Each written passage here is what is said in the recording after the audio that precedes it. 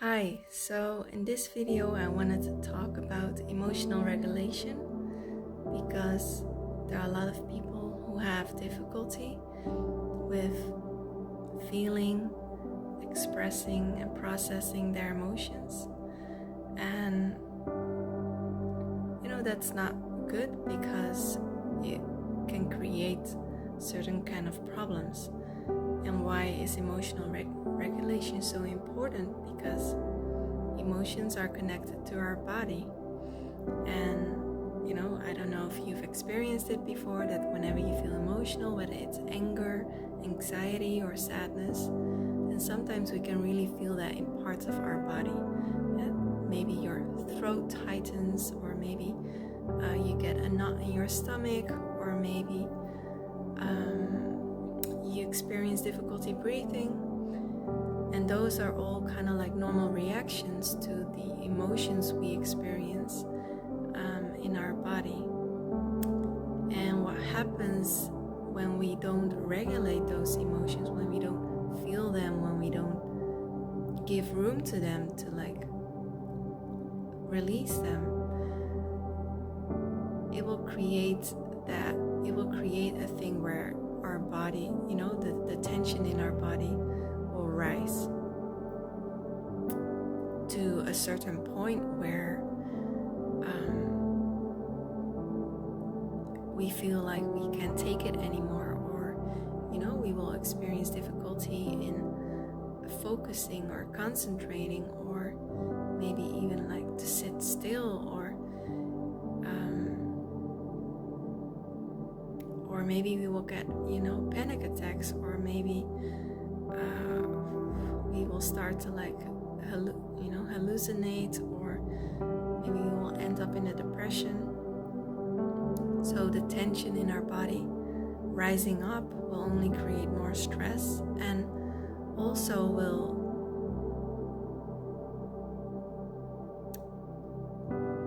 result in our nervous system not being relaxed and calm. And a lot of these people who find it difficult to regulate their emotions often never learned how to,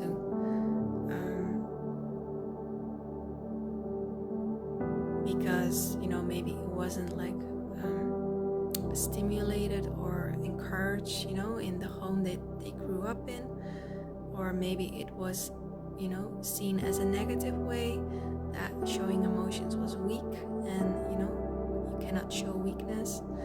Or maybe there were already too many problems in the home that the child felt like we need to stay strong because we cannot add more to the big mountain of problems that are already there. So these kind of people have never felt the room or the safety to experience and feel their emotions, and also to express them. So whenever they then experience an emotion, then they kind of don't know what to do, and often they will get into this panic state,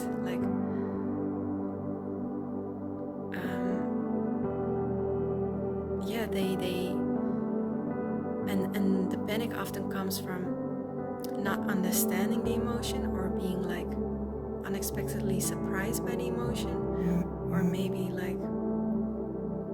don't know what to do with it, or don't know how to release it or go about it. So often the reaction of those kind of people is to suppress their emotions or distract themselves, so they won't have to deal with it. But over time, this will result in a lot of tension building up in our body. And for that, I often use the metaphor of a water tap, that when the water tap, you can close and you can open the water tap. And if the water in the tap, the surge of the water in the tap is pushing in a way of wanting to come out, but you keep the tap closed, it will also result in, like tension on the tap, and it will become like,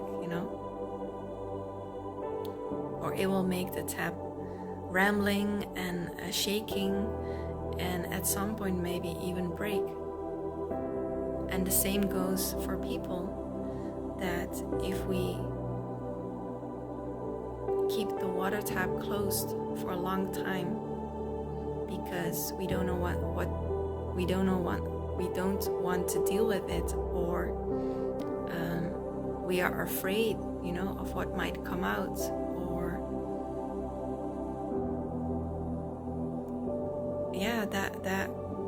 that will make us break in some way. So to prevent this from happening, we really need to learn how to feel and process emotions, and also change our attitudes towards them. So instead of maybe judging them, we have to welcome them, and instead of maybe running away from them, we need to accept them.